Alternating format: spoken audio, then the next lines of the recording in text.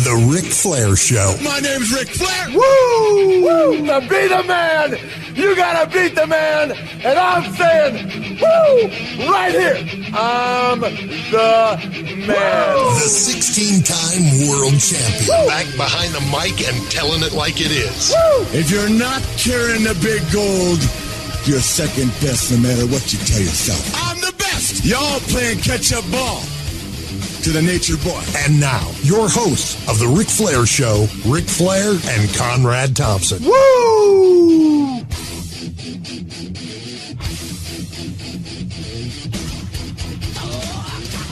Hey, this is Ric Flair, 16 times your world champion and the host of The Ric Flair Show, along with my legendary, and I mean legendary co-host, Conrad Thompson, the owner of the Conradison, the entrepreneur that owns half of Alabama, the second wealthiest man in Alabama, my best friend, and one of the most intellectual, on top of the state-of-the-art guys in the world. He knows it all.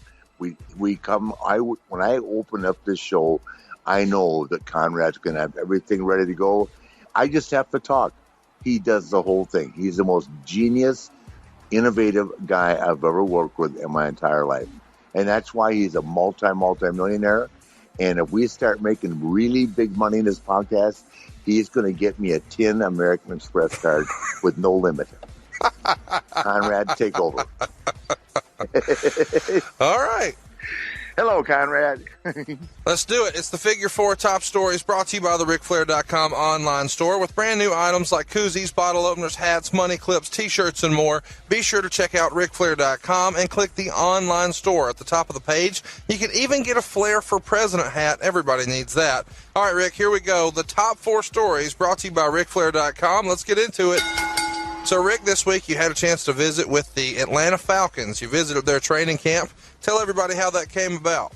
Well, I met Julio Jones this summer at Lake Lanier, and he invited me out. I'd met one of the defensive line coaches last year at a Buffett concert, and he invited me, but it just didn't work out time-wise. But Julio invited me last week, and we made it happen, and I have to say it was one of the most rewarding experiences of my life. Those guys were great, and that facility that the Falcons have built out here at Lake Lanier is second to none, as is that new stadium they're building downtown. Good Lord, they need to win a championship.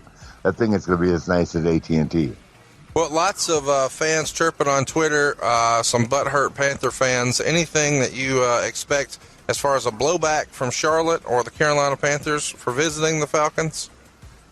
Listen, the Panthers and I parted company a long time ago when I did the thing for the 49ers. I certainly have guys that I respect on the team, Greg Olsen and Kuechly, and I think the world of the quarterback. Cam's just a great guy, and when he first came to town, paid me so much respect. But I am officially an Atlanta Falcon after that experience yesterday, and Coach Dan Quinn and Julio and the running back Freeman, all these guys were just over the top, and great to win these kids, great to me, so respectful. And, sometimes you don't know when you walk into a situation like that how you'll be received, but I couldn't have been received better, and I'm officially an Atlanta Falcon fan, man. And I'm going to be on the sidelines against the Panthers, so good luck with that. Still a heel after all these years. Oh, yeah, man. Hell yeah. All right, Rick, you mentioned parting company, so let's go ahead and get into top story number 2. This week in the Wrestling Observer newsletter, Dave Meltzer reported, quote, Flair no longer has a contractual affiliation with the WWE, end quote. How would you like to respond to that, Rick? Well, I'd like to respond to that by saying I've always had a contract with them, but I'm under contract with them on a Legends contract until 2018. But I'm on the verge of signing a new contract with them, so I'm not sure where that came from.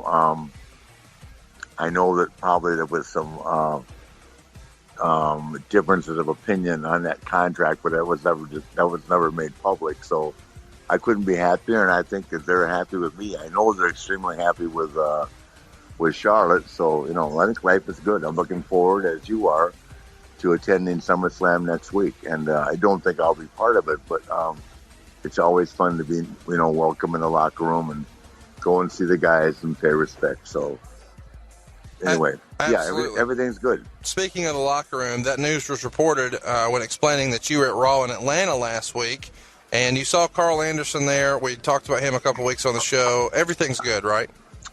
Oh, great. Yes. Gosh, never. I just had fun with him. He laughed, and he couldn't have been nicer.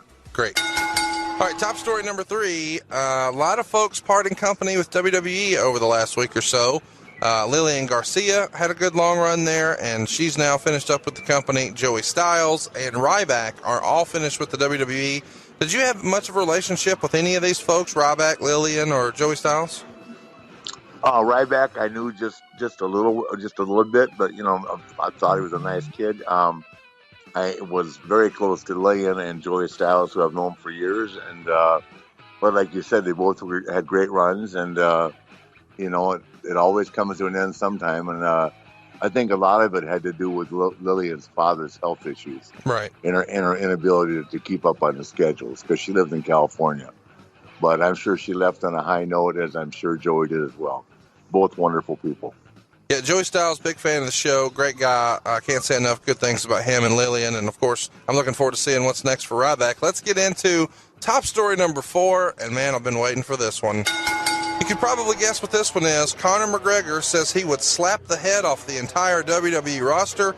Rick, you responded on Twitter, but would you care to elaborate here? Well, I put a lot of thought into that, and it worked. I sat there thinking, my God, if I was 35 years old and worked for the company, I would be infuriated by that comment. And it just seems like a lot of people use the WWE as a platform to make themselves more visible. Does that make sense? Yeah. Because we are a very visible product. We're on national TV twice a week and a pay-per-view once a month, and it's amazing, the notoriety and, of course, the popularity of the WWE. But I think that he just used that. The little bit that I know of him, he was a very respectable guy, obviously a tough guy, but I mean, please, let's not be throwing guys on. There's a lot of guys in WWE that are tough. And I would definitely never crack on Brock Lesnar, number one. Of course, I've got Dolph out there. Dolph's a hero now, but don't think Dolph.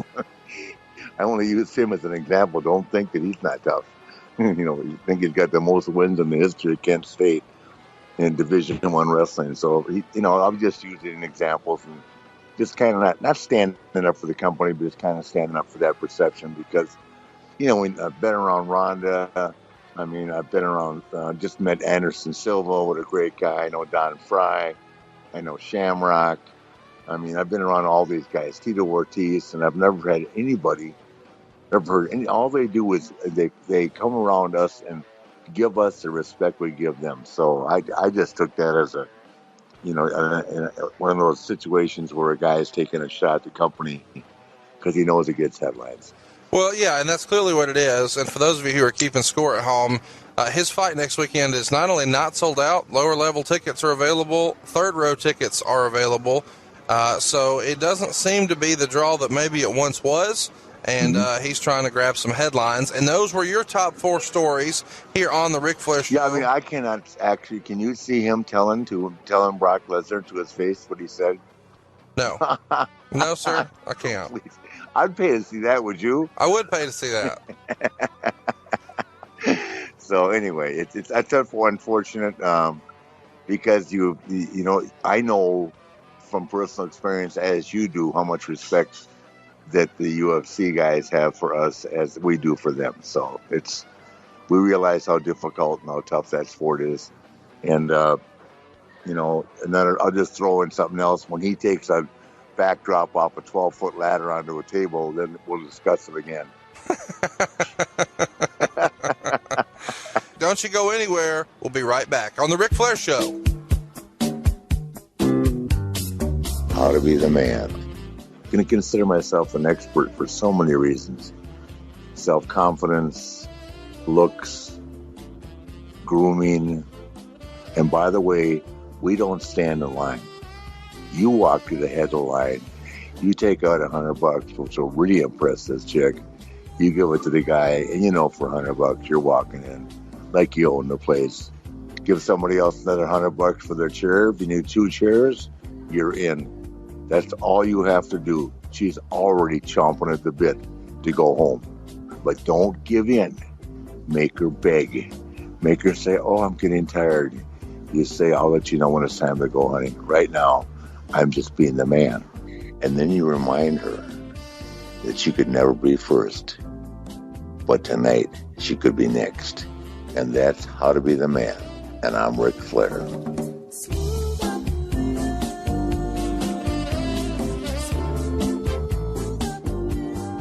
Hey, got a quick heads up for you. If you enjoy the podcast, man, we need to ask you for a favor. We need you to support our sponsors, and there's nobody who's been with us as long as Casper.com. And you need to go check out Casper.com right now, not just because it helps the show, but because it's going to help your quality of life. Casper's doing what it takes to make sure you get a good night's sleep, and you can find out all about it at Casper.com. You're going to find out they have an in-house team of engineers who spent thousands of hours engineering the perfect mattress. It has a springy latex and a supportive memory foam, and it's a sleep surface that has just the right sink and just the right bounce. Plus, it has a breathable design that helps you regulate your temperature through the night. I hate that. I have to swing a foot outside of the blanket. Not anymore, not since I have a Casper. Mattresses can cost well over $1,500, but Casper mattresses cost $500 for a twin size mattress, $750 for a full, $850 for a queen, and only $950 for a king. But check this out. This is what's really great about Casper. They have a completely risk-free situation for you. How's free delivery sound? How does free return sound? And what about a 100-night in-home trial? If you don't love it, they'll pick it up and refund you everything. They understand the importance of truly sleeping on a mattress before you commit, and you can't really do that in the stores. This thing has been obsessively engineered, and it's at a shockingly fair price. It combines everything you need. We're talking springy latex and supportive memory foam to create an award-winning sleep surface. Time Magazine actually named it one of the best inventions of 2015. Really think about that. Now Casper is the most awarded mattress of the decade. And did I mention free shipping and returns to the United States and Canada? And oh, by the way, it's made in America. Once again, 100 nights risk-free in your home, and if you don't love it, they'll pick it up and refund you everything. Now here's what you need to do to get an even better deal from Casper. Go ahead and check out Casper.com/Flair and use what promo code, Rick? Flair.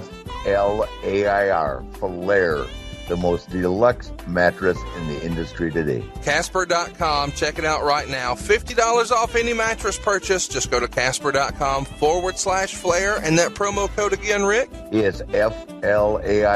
Flair. Woo! Terms and conditions apply. MLWRadio.com is the place to go to binge on wrestling podcasts from the experts. From talent that's been in the business at its highest levels, and also those with insight and stories that you can only get at MLW Radio Network. Out now, 24 hours after his showdown with Dean Ambrose, Stone Cold Steve Austin stops by MLW Radio for a two-parter talking WWE, the Bill Watts era of WCW, and Memphis Wrestling with Court Bauer and MSF. On Friday, Bruce Prichard and Conrad Thompson take you behind the scenes of WWE, Mid-South, Houston, and TNA to reveal what really happened. It's Something to Wrestle with Bruce Prichard. This Saturday, Tama Tonga and friends bring you inside New Japan Pro Wrestling. Plus, much, much more. Subscribe to these shows for free. The world of MLW Radio never stops. Go to MLWRadio.com and binge on pro wrestling talk from the experts now. Goodness gracious, quick balls of fire! Woo! The Ric Flair Show. Don't miss a minute of The Ric Flair Show. Subscribe on iTunes now. Woo! Nature Boy Ric Flair, the heavyweight champion of the world. Custom-made clothes. And any woman in the world I want. Just like that. And now, more Ric Flair. All right, ladies and gentlemen, we've got something extra special for you today. We are doubling down on MLW Radio. Our special guest today here on the Ric Flair Show is none other than the host of Something to Wrestle With. It's Bruce Prichard. Bruce, what's going on, man? Hey, just another beautiful day in paradise, by golly. Great to be here. Well, we're excited to have Bruce, you. Hey, Bruce, how are you, man? I'm doing great, Rick. Awesome. So glad we're all working for the same company now. A company that knows how to promote podcasts. That they do. MLW Radio has been great for me, even just it's been 1 week. And the response has been terrific to something to wrestle with, and I'm having a lot of fun. My co-host can be a little grumpy sometimes. Sure. You know that Conrad guy? Yeah, but let me ask you a question. You know, the fact that you got $100,000 your first week out just speaks volumes for the difference between the network we're on now as opposed to CBS. So that's good. It is good. It's great. Yeah. I definitely have made a lot more with MLW Radio than I ever did with any other podcast network. Yeah. Well, they're there you awesome. go. Roll Tide. No doubt about it. Give me the state of the, what's what we're looking for? Not the state of the union, but the state of professional wrestling right now as we speak with the brand split, because you and I were there together when we did it the first time. What's your take on it? How do you feel about it? And then I asked Conrad if I would like both you and Bruce to make predictions for the SummerSlam pay-per-view coming up.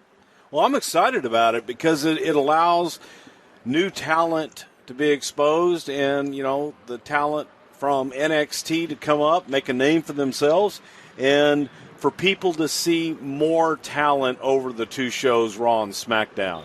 You know, when they just did everything together, there was so much. 3 hours on Monday night and then another 2 hours later on in the week. That's an awful lot, just seeing the same talent over and over again. Yeah. Well, I agree with you. I'm on board 50% with the new talent coming in. I can't get over those two new young kids, the amateur wrestlers that were on SmackDown again last night. I text Hunter. Those two kids are phenomenal. What a future! I haven't heard them talk yet, but they can work. I mean, those kids remind me of Kurt Angle. They remind me of Kurt Angle and Shelton Benjamin and Charlie Haas. Yeah. And they can go. They're the real deal. Yep. And you feel their excitement when they're in the ring. Yep, I sure do. I mean, I watch them. I text Hunter during the show, and he goes, yeah, you should be very proud of them because they're special. I met them a long time ago and couldn't figure out why they weren't up there sooner. So they gave them the opportunity, and they look great. So I'm really happy for them. And, you know, the thing about it, too, Rick, is what's special about them is they're real. Yeah.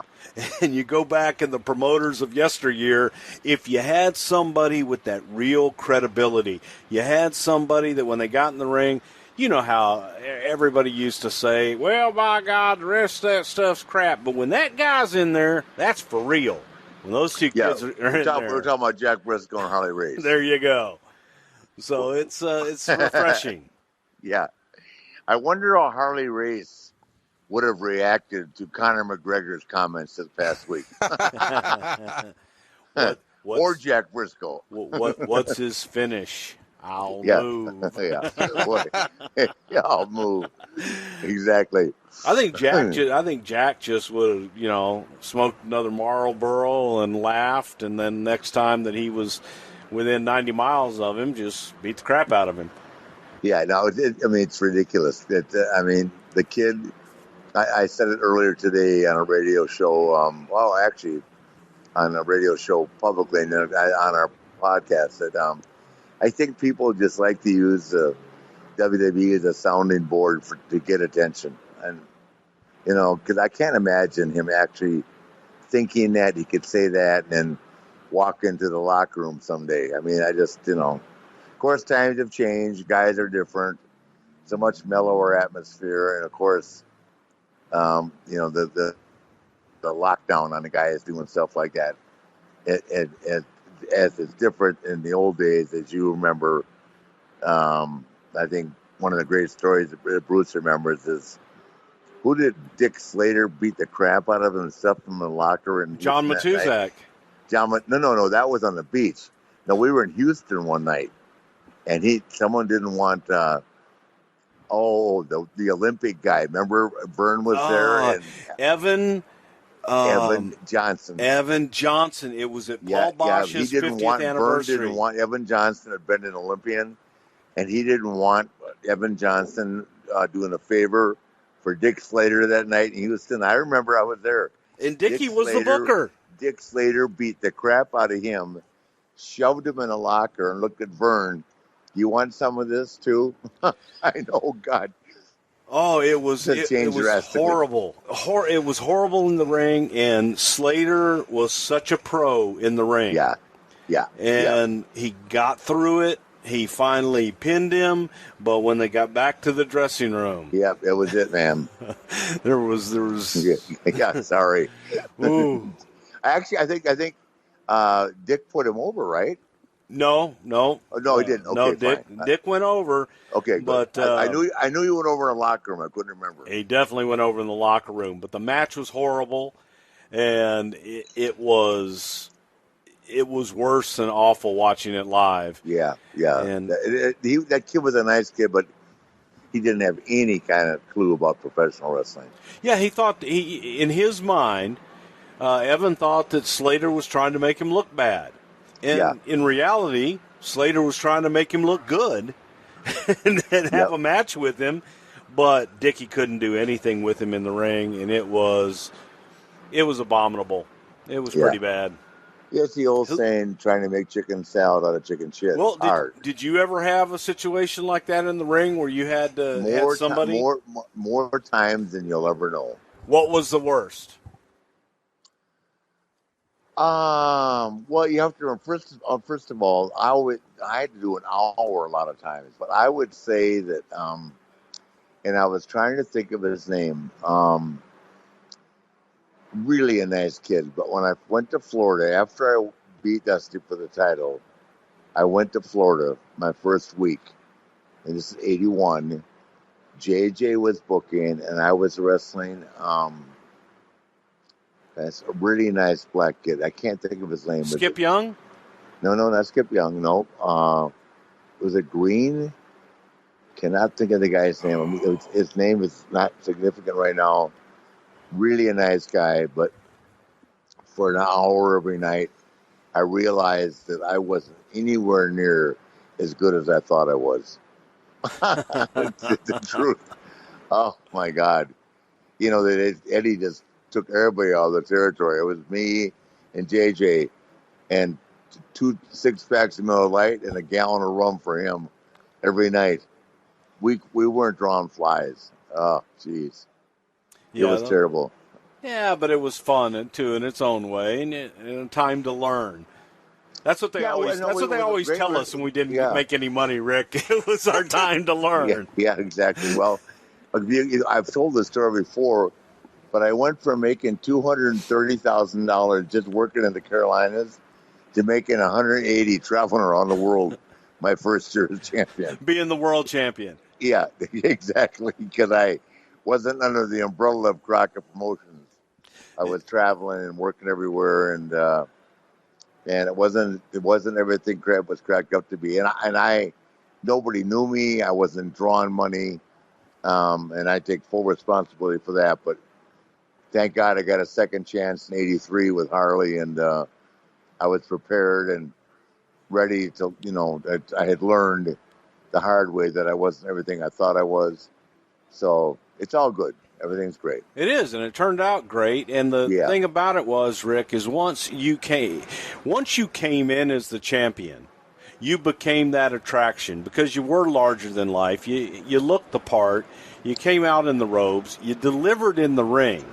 But in the olden days, if you will, they used to send around the guy that was getting groomed for the title ahead of time to make all the towns and make all the territories so that people were a little bit familiar with them. Yeah, well, you're exactly right. But what happened with me is I went to all these different territories and did a favor for everybody.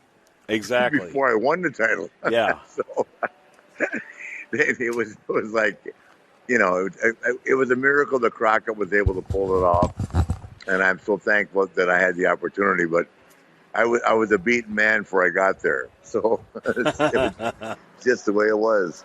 But again, you had the unique ability to be able to go in to a territory and put somebody over and frankly, a lot of times you made that territory stronger than it was before you came in. I did the second time around. The right. First time I didn't. But second time around, I definitely agree. I'll take credit for that. Yep. Yeah, you did, and that was you were put in a tough position because again you hadn't had the opportunity to go in before and allow the audience to get to know you a little bit and have any. They didn't know what to expect. Yeah, exactly. Neither did I. What was the worst territory? And I'm going to do my Karnak. Was it Tennessee? Well, see, I never worked Tennessee. Remember the NWA? That's right. I went in and worked with Lawler twice on a special deal. And then, Jerry didn't return the favor. We sold out Memphis and we sold out Louisville, sold out Rupp Arena. It was huge. And then we came back and then, Jerry, not just Jerry. I can't blame him because I think a lot of Jerry Lawler. It's just that he, that was the way they ran their business over there. So you never got to do the Goulas territory either. No, I never had to. No, thank God. No. Oh, come on, Rick. I did travel with Frank Morel, however, which was enough. Get some heat. Kingsport, man. Get some heat. Tell everybody how much you enjoyed working for Geigel. Oh, I just love Bob Geigel. He still owes me $1,200. I used to call him. Oh, like then where are you going this week, Naitch? I'd say to Moscow for a week. It's like going to Russia. Jesus Christ. So hey, I've got both of you guys here. Half the guys in that territory at that back time were living in apartments with no heat. They couldn't pay for the heat. Wow, it was so bad, guys. Holy cow. Dutch Mantell told a great joke, Rick. I don't know that I've told you this one, but when Jerry Jarrett, and we need to talk about this on your show someday, Bruce, when Jerry Jarrett was working with Vince McMahon, when maybe the steroid trial had some question as to whether or not Vince was going to be able to stick around, he comes down to Memphis and suggests that if you want any shot at going to work in New York, you need to make sure you're not on steroids. And Dutch Mantell looks around the room and says, hell, Jerry, we ain't on food. That's I've heard that. I never experienced it personally, thank God. But, I know the deal. That was a tough place to work. Well, Steve Austin had to lay carpet during the day just so he could afford to go to the towns at night and wrestle each night. Eating, he would buy a bag of potatoes. Right. And eat boiled potatoes every day and lay carpet during the day so that he could wrestle at night. I didn't know Austin was ever there. Was Austin there? Yes, when he first broke into the business. Oh, man. Okay. I thought he broke in Dallas. I didn't know that. Well, he did with Chris Adams, but that's when Jarrett had come down and started running Dallas. So, Bruce, I want to know your take on this because we've never talked about it, but there was a lot of talk that when Jeff Jarrett comes back from WCW to the WWF in the late 90s, Austin wants no part of working with him. True or false? Very true. Very true. And then Jeff exacerbated things with his promo and Austin 316's blasphemy. And that just added fuel to the fire. But Steve wanted nothing to do with Jeff. I believe it stemmed from a comment about Steve Austin had gotten his check at Memphis TV and was looking at his check in amazement at how small it was, and Jeff Jarrett apparently came up behind him. Again, this is rumor, innuendo. This is a story that was told to me firsthand by Steve Austin, that Jarrett kind of slapped him on the back and said, well, you can keep looking at it, kid. It ain't going to get no bigger. Wow. And there was there's a little heat there. Yeah, Jeff's lucky he's wasn't flat of his back with Steve Austin, I know. So, well, who knows? Different time, different place. Yeah. Well, hey, Bruce, I want to get your take and Rick's take because we've talked about it briefly, but we never really talked about it in great detail. Late 80s, Arn Anderson and Tully Blanchard, two of the Four Horsemen, jumped from Jim Crockett Promotions over to the WWF. And Rick maybe had kicked around the idea of coming up, and it got further along, I think, than a lot of people realize. Rick, how did that go from your end? And Bruce, what were the plans had Rick actually made the jump? Well, no, actually, the opportunity was afforded to me before, but it's one of those things that just hit and miss where they were done. I mean, here's the deal. I was making a lot of money. The Road Warriors were Arn and Tully, who carried the Road Warriors, were making half.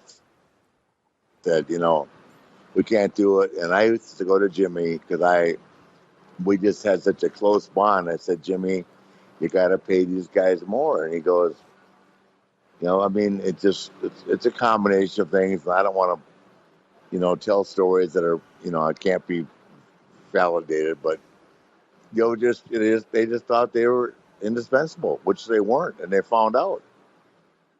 And they went up there and had a great run. Bobby Heenan as a manager, and had great matches. And they were on that show you guys Bruce had on Saturday night with Ebersol. What was it? Saturday night's main event. Yeah, and they wrestled Sean and Marty Jannetty one night and stole the show. I mean, it was fabulous. I'm watching that thinking, God, that's so damn cool. I need to be there. But ultimately, I went later on, and that show wasn't on when I got there. But, they had a great run, and they made more money. But, as insensitive as the business is, they probably worked harder up there than they were working for Crockett, because you guys traveled, all over the place. Yes, we did. And they did. But it was, like you said, different time, different place. I think Arn and Tully is a team coming in, both great individually, and they were tremendous as a team. And they did do well. They did good with the package with Bobby Heenan as the Brainbusters. Yep. And, again, it's all timing. And there were instances that, we wanted to bring you in. One was SummerSlam 1988. Yep. And everything, just timing. It kind of fell through. And what would the plan have been? I was going to wrestle Savage, but I just couldn't, I got myself caught. I mean, it kept me up for 3 days. I just couldn't get myself to leave the NWA. It's not because I didn't want to go. It's just that you've been somewhere so long, and especially after being the champion, when the championship meant something, I just couldn't get myself to go. And ultimately, along came Jim Herd, and it forced me to go, and it was the best experience of my life. And then along came Eric, who I get along with now, but, I mean, you can look at the history of that relationship and the difference in pay between me and the guys that I put over. And I went back again, thank God, and spent time with Bruce. When Bruce left, Bruce came and went. Bruce was like Paul Dangerously. Easy. They came and went back and forth. They were in a need to know basis. God, I loved it. Exactly. Well, see, I've only been fired from there twice. It feels like a lot more. I tell Vince, they would sometimes make comparison to me and other people that had been fired quite a bit, and I would look at Vince and I said, hey, I've only been fired once at the time, so I've only been fired once. It doesn't count how many times you would have liked to have fired me or wanted to fire me. You only did it one time, pal. So it was a running joke. The funny thing that Bruce knows and everybody knows there, you could be a genius, but it's not just getting along with Vince and Stephanie or Hunter or whoever or Kevin Dunn. You have to get along with the whole crew. It's like it's insanity. You could be a genius, but it's and sometimes being too smart is not good either. Does that make sense? I mean, we've discussed this before when we had you on the show before, but the character, Brother Love, I mean, double duty, sitting and booking all day long, then pulling that off on TV, which was a great character. I mean, and then, then working. And, it could be mind-boggling. And I'm sure, I mean, I talked to Pat Patterson a lot about it when I see him on TV, and it was incredible. Vince has this work ethic like second to none.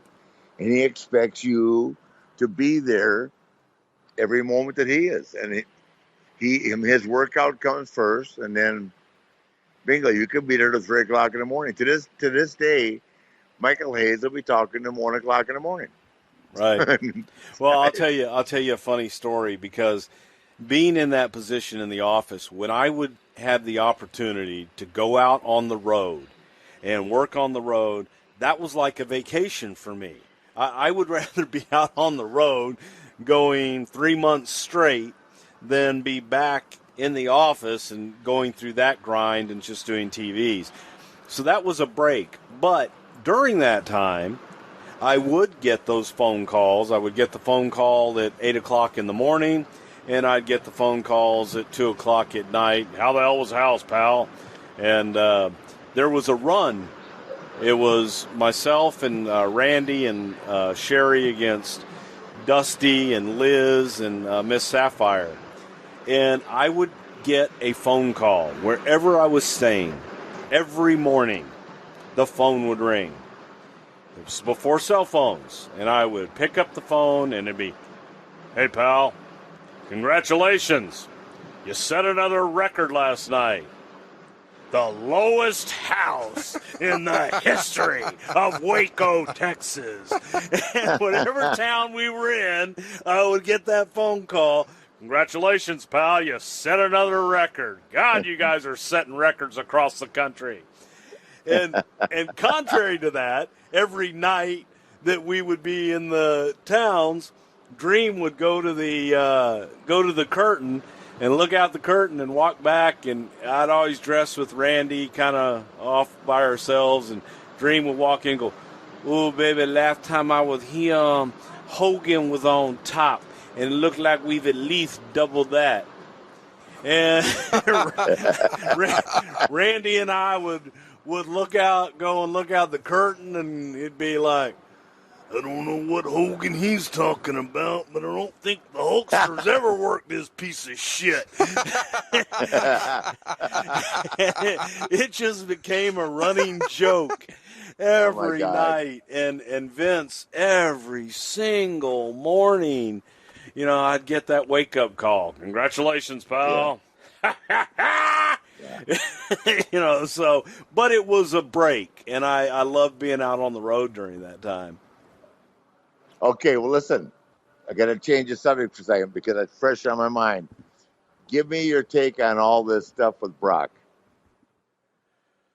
What stuff? The drug test, him coming back? No. Just I'm talking about Conor McGregor shooting his mouth off. No, I don't want. I think Brock should just slap the shit out of him. That's what I think. Come on. I think they built this thing nicely between Brock and Randy. Yeah, I mean, where I thought it would be, people would say, "Well, it's going to be, especially the way Randy addressed it earlier." Right. But I think it's going to be a hell of a match. Oh, I do too. We were watching SmackDown this week, and Randy worked with Alberto Del Rio. Yes. And two of my favorites. Yes. But mine too. I said to Conrad that no matter how much wrestling I watch, and I can fast forward through matches sometimes, I will always stop and watch Randy. Yeah. Because there's no wasted movement. I enjoy watching. Well, Del Rio's good too, but he's not Randy Orton. Yeah. Randy, I enjoy watching. He makes everything believable. He's just so damn good. Yes. And Conrad asked me, he says, "Well, is it stale because he hasn't changed that much?" I said, "When you're that good, he's consistent. He's consistent and always entertaining to me." So yeah. But who do you like? What's the finish? I think you got to go with Brock. Okay. How about Finn Balor and Seth Rollins? Well, if I had my way, I would go with Seth Rollins and have Finn chase it. But I think that's where they're going to go. I think that's where the money is right now. Okay. How about Dolph and Dean? Dean. Yeah. Okay. It's interesting. How about Sasha and Charlotte? It's a tough one. Well, I hope it's Charlotte, but it'll probably be Sasha.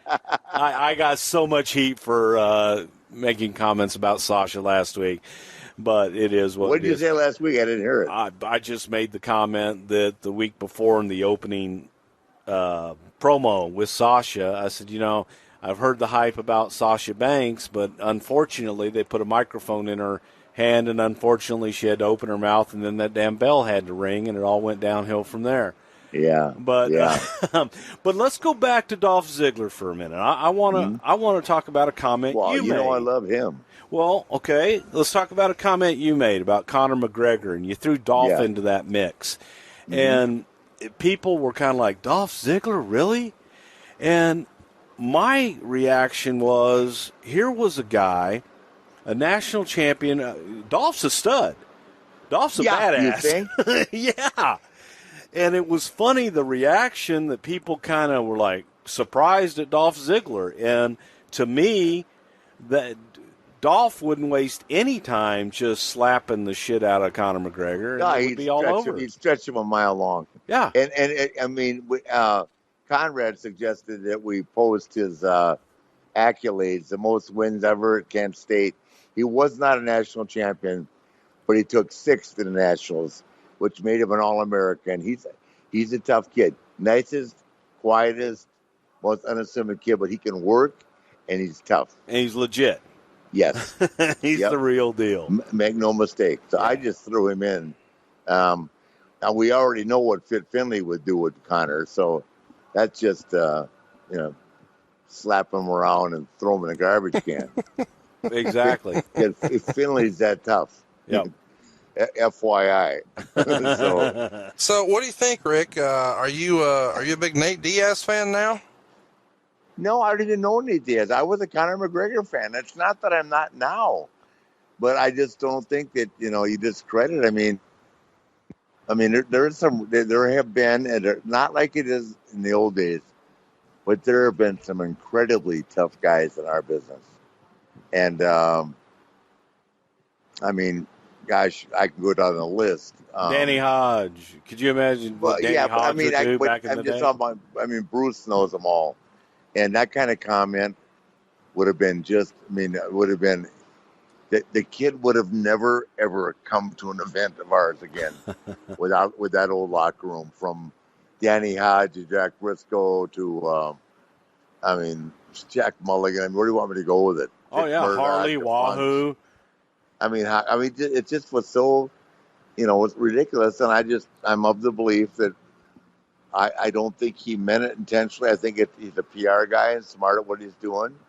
But it's so easy to make a name off the platform of pushing yourself off the of making comments that make you look bigger because of the platform. Right. And go to the biggest audience. WWE. Well, and we covered it in our news segment of the show here today, Bruce, but Conor needs the help. All of Conor's fights have been sold out. His fight next week is not only not sold out, you can get lower level. Hell, you can get third row. And we're not saying from a secondary market like StubHub. You can go to Ticketmaster, you can click Platinum Seating, and you can sit third row for a Conor McGregor fight, and we are a week away. Wow. Well, then he needs all the help he can get. Yeah, and, why not piggyback, the biggest social media following there is, and that's the WWE. And with that, we're going to go ahead and wrap up this week's section of our interview portion of the show. Bruce, I appreciate you joining us today. And be sure to catch Bruce on Something to Wrestle With. It drops every Friday right here on the MLW Radio Network. And you want to give a tease for what we're covering this week on the show, Bruce? Ooh, yeah. Dig it.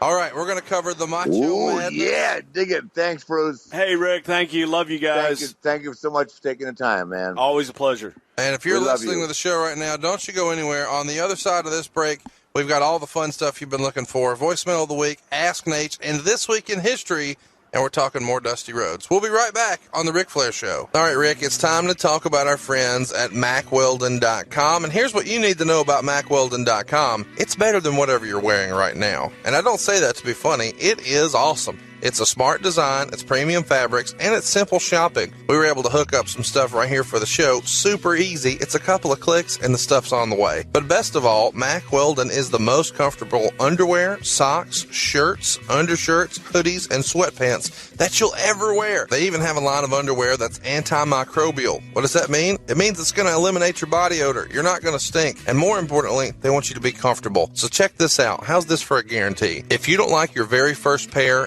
you can keep it, and they'll still refund you, no questions asked. Who else is doing that? Not only does Mack Weldon's underwear, socks, and shirts look good, they perform well, too. It's great for working out, going to work, going out on dates, just everyday life. Mack Weldon is the place to be. So go to MackWeldon.com and get 20% off using promo code F-L-A-I-R, Flair. And when you use that promo code FLAIR, what are you going to get? 20% off. Do it right now. You're going to be glad you did. It's MacWeldon.com. That's MacWeldon.com. Come on, MacWeldon.com. 20% off when you use that promo code. Spell it for him again, Rick. F-L-A-I-R, Flair. Woo! Hey, got a quick heads up for you. If you enjoy the podcast, man, we need to ask you for a favor. We need you to support our sponsors, and there's nobody who's been with us as long as Casper.com. And you need to go check out Casper.com right now, not just because it helps the show, but because it's going to help your quality of life. Casper's doing what it takes to make sure you get a good night's sleep, and you can find out all about it at Casper.com. You're going to find out they have an in-house team of engineers who spent thousands of hours engineering the perfect mattress. It has a springy latex and a supportive memory foam, and it's a sleep surface that has just the right sink and just the right bounce. Plus, it has a breathable design that helps you regulate your temperature through the night. I hate that. I have to swing a foot outside of the blanket. Not anymore, not since I have a Casper. Mattresses can cost well over $1,500, but Casper mattresses cost $500 for a twin-size mattress, $750 for a full, $850 for a queen, and only $950 for a king. But check this out. This is what's really great about Casper. They have a completely risk-free situation for you. How's free delivery sound? How does free return sound? And what about a 100-night in-home trial? If you don't love it, they'll pick it up and refund you everything. They understand the importance of truly sleeping on a mattress before you commit, and you can't really do that in the stores. This thing has been obsessively engineered, and it's at a shockingly fair price. It combines everything you need. We're talking springy latex and supportive memory foam to create an award-winning sleep surface. Time Magazine actually named it one of the best inventions of 2015. Really think about that. Now Casper is the most awarded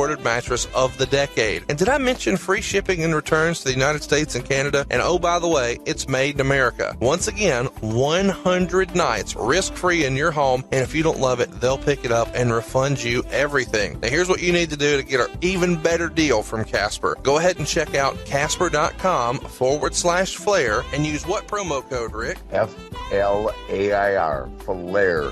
The most deluxe mattress in the industry today. Casper.com. Check it out right now. $50 off any mattress purchase. Just go to Casper.com/Flair. And that promo code again, Rick? It's F-L-A-I-R, Flair. Woo!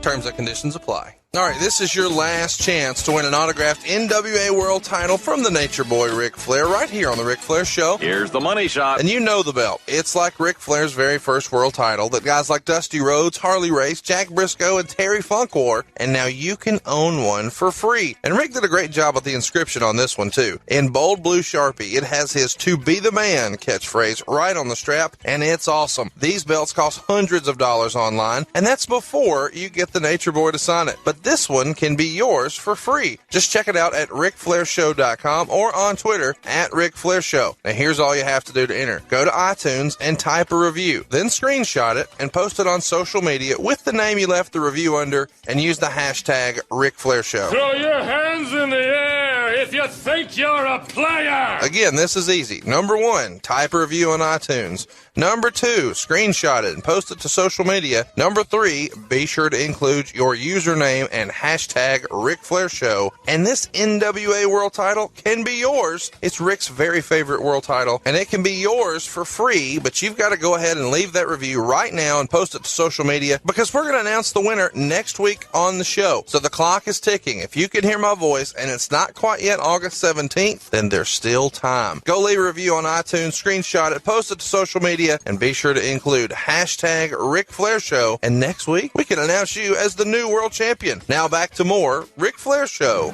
It is now time for This Week in History on the Ric Flair Show. Woo! Brought to you by MidAtlanticGateway.com. Dick Bourne is celebrating the memories of Jim Crockett Promotions every day at MidAtlanticGateway.com. The tackle on the leg. Flair went right to the leg once again. And now, the famous move by Nature Boy Ric Flair, the Figure-Four Leglock. Now, considering what has all happened to Dusty Rhodes, the pain has to be just unbearable at this time. Right in the center of the ring, Dusty Rhodes has to stick it out, get to the ropes as best he can. Now, remember, the match is continuing. Flair's leg was on the ropes, as you saw right at the bottom of the screen. Now you see in your picture, beating on the bottom on the mat is Magnum TA. Coming down, knowing that Dusty is in a tremendous amount of pain right now. coming down to try and help his partner, encourage him on. Just standing there in case, something, severe would happen. Unbelievable that he could stand it for this length of time. Dusty still in it, still with Ric Flair. As we watch the referee checking with Dusty at all times because Flair has it. Now look at the right hand of Dusty Rhodes. He's trying to turn him, I think, at this point, Tony. Getting a third, maybe a fourth wind at this time. Trying to call up everything inside of him to turn around that figure-four leg lock and then reverse it on Ric Flair. Look at Dusty. The fans encourage him on, and here we go, Bob. And he got it right there. Turned it around, and Flair reverses again. Turns it right around. Flair grabs the top rope right there, all of his weight down on the leg. And right there, as quick as that, a 3-second count. And Ric Flair is the heavyweight champion of the world once again. As Dusty Rhodes, obvious the pain as Magnum comes in. The pain just blocked him out right there as Flair used the ropes coming right down with that figure four. And for once again, the heavyweight champion of the world is Nature Boy. All right, Rick, it's August 9th, 1986, and Dusty Rhodes is fresh off his world title win over you in Greensboro just a couple weeks prior to this match. And a couple nights before, Tully Blanchard actually injured Dusty's leg to the point where he came into the match with it heavily taped up. Now we're in St. Louis, and you win the title back with a pinfall from the figure-four leg lock after cheating to grab the top rope for some extra leverage. And now, did you see that? Or is that just an observation you've heard about? Well, I mean, I may have witnessed it. I might have seen it. Is this the first time you won a match with the figure four being counted as a pin? Because I don't remember seeing that a lot back then. It must have been. It didn't happen very often, I can assure you. But it was a great match, and the rivalry between Dusty and I will go down in history as one of the greatest of all time. So many great matches, so many great cities that we wrestled in. St. Louis actually worked out to be a great market for us later on, as did Chicago. And it's amazing. Wherever he and I went, we made music and we made money. Now, you had held the belt for over 2 years prior to dropping it to Dusty, and then you won it back quickly. Why did Dusty only hold the belt for 2 weeks? I can't answer that off the top of my head right now. I can't remember. But I just think that his schedule required him to spend so much time in the office and not as much time on the road. Obviously, he worked a lot, but at that point in time, the company was, moving fast and expanding, and he probably just elected to he liked having it for a short period of time, but he was, I think he was driven much more by stuff that the creative end of the business. Just a couple of months after this, Magnum TA, who you heard mentioned in the clip at the beginning of this segment, would have his horrific crash, and it would change his life forever. Had that not happened, what kind of push do you think we could have expected for Magnum? Oh, he would have been a champion eventually, at one time or another. I was actually in Birmingham, Alabama when I got the news, and flew home, and you can't imagine the horror story. He was in an iron lung back then. They didn't have the sophistication of the life support stuff they have now. He was actually in an iron lung, the old metal things, and the only way that he could communicate was with his tongue touching a little lever above it. I was mortified, and actually he didn't move for 30 days. He didn't move. So he's blessed to have, to be back where he is, which is sad enough because he can't move his entire right side. He can get around, but he was a great athlete, a great kid, and had a phenomenal look. So I think he was destined.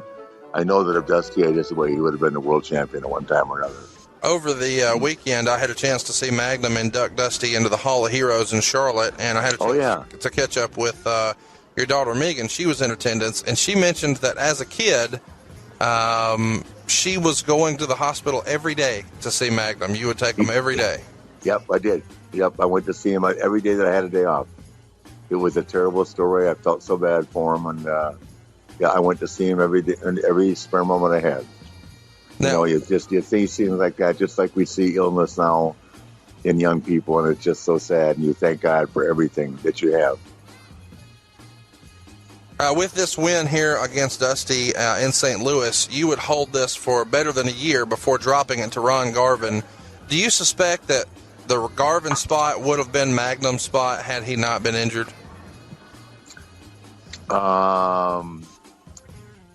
I would say that, yeah, taking nothing away from Ronnie, because Ronnie was good. Just that Ron was not accepted nationally as much as he was in the South, where Magnum, I think, had that national appeal. And a traditional, incredibly handsome young guy with an amateur background, and a good kid, too. So, but take nothing away from Ron Garb and hands it to him, man. We had some classics.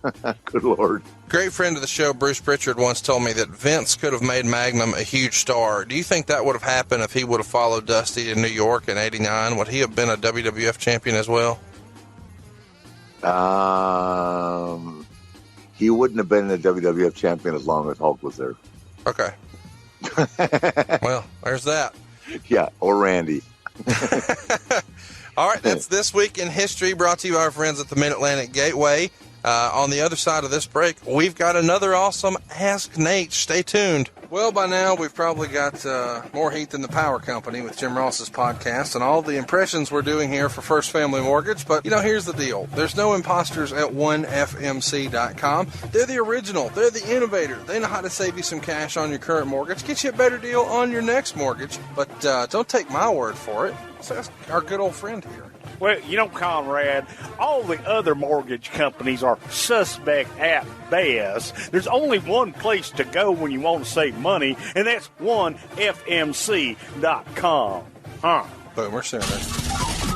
MLWRadio.com is the place to go to binge on wrestling podcasts from the experts. From talent that's been in the business at its highest levels, and also those with insight and stories that you can only get at MLW Radio Network. Out now, 24 hours after his showdown with Dean Ambrose, Stone Cold Steve Austin stops by MLW Radio for a two-parter talking WWE, the Bill Watts era of WCW, and Memphis wrestling with Court Bauer and MSF. On Friday, Bruce Prichard and Conrad Thompson take you behind the scenes of WWE, Mid-South, Houston, and TNA to reveal what really happened. It's Something to Wrestle with Bruce Prichard. This Saturday, Tama Tonga and friends bring you inside New Japan Pro Wrestling. Plus, much, much more. Subscribe to these shows for free. The world of MLW Radio never stops. Go to MLWRadio.com and binge on pro wrestling talk from the experts now. All right, this is your last chance to win an autographed NWA World title from the Nature Boy Ric Flair right here on the Ric Flair Show. Here's the money shot. And you know the belt. It's like Ric Flair's very first world title that guys like Dusty Rhodes, Harley Race, Jack Briscoe, and Terry Funk wore, and now you can own one for free. And Rick did a great job with the inscription on this one, too. In bold blue Sharpie, it has his "To Be the Man" catchphrase right on the strap, and it's awesome. These belts cost hundreds of dollars online, and that's before you get the Nature Boy to sign it. But this one can be yours for free. Just check it out at RicFlairShow.com or on Twitter at RicFlairShow. Now here's all you have to do to enter. Go to iTunes and type a review. Then screenshot it and post it on social media with the name you left the review under and use the hashtag RicFlairShow. Throw your hands in the air if you think you're a player! Again, this is easy. Number 1, type a review on iTunes. Number 2, screenshot it and post it to social media. Number 3, be sure to include your username and hashtag Ric Flair Show. And this NWA World title can be yours. It's Rick's very favorite world title, and it can be yours for free, but you've got to go ahead and leave that review right now and post it to social media, because we're going to announce the winner next week on the show. So the clock is ticking. If you can hear my voice and it's not quite yet August 17th, then there's still time. Go leave a review on iTunes, screenshot it, post it to social media, and be sure to include hashtag Ric Flair Show. And next week, we can announce you as the new world champion. Now back to more Ric Flair Show. Woo! Woo! Woo! You're listening to the Ric Flair Show. I can't help it that I look good, smell good, can dance all night long. I can't help it that I'm the greatest wrestler alive today. The Ric Flair Show. And now, more Ric Flair. All right, Rick, this week's question comes from Christina Ellis on Twitter. She's on Twitter as @ChristinaD.Ellis. And she says, I was wondering if you have any stories about sensational Sherry Martel, hashtag Ask Naitch. You've told me some great stories about Sherry over the days. What's something you can share on the show? I can't. I can just say that Sherry Martel was the most awesome female manager. I mean, she was the Bobby Heenan of the females. Wow. And she was not afraid to be physical. She was a great character. She would do anything that was asked of her. She was incredibly tough, but a sensitive person to the guys. If she managed you, she took care of you like it was real.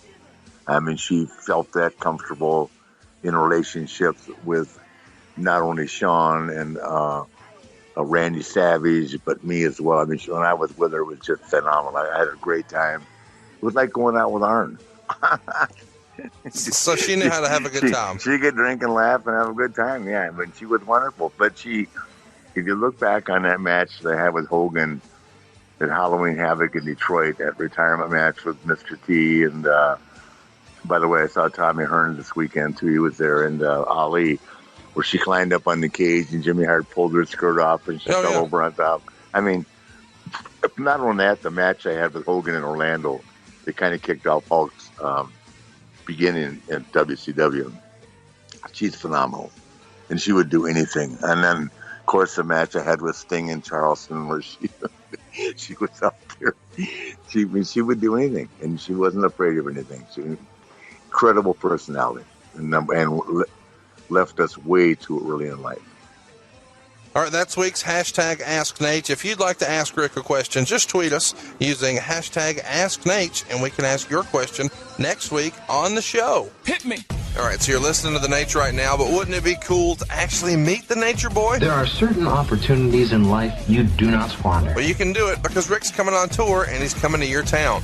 And I'm talking to you, Cherry Hill, New Jersey. He'll see you this Friday and Saturday, August 12th and 13th at Monster Mania. He's going to be at the Crowne Plaza Hotel.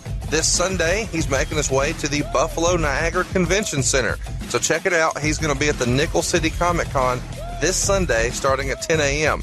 Later this month, be sure to catch him in Colorado Springs. He's going to be there 3 days, Friday, Saturday, and Sunday on August 26th, August 27th, and August 28th. He's there for the Colorado Springs Comic Con. It's in Colorado Springs at the Mortgage Solutions Financial Center. And then right towards the beginning of the month, we've got September 3rd. It's a Saturday. It's the official USC versus Alabama VIP Ultimate Tailgate. It's at Arlington, Texas, right across the street from the new Cowboys Stadium.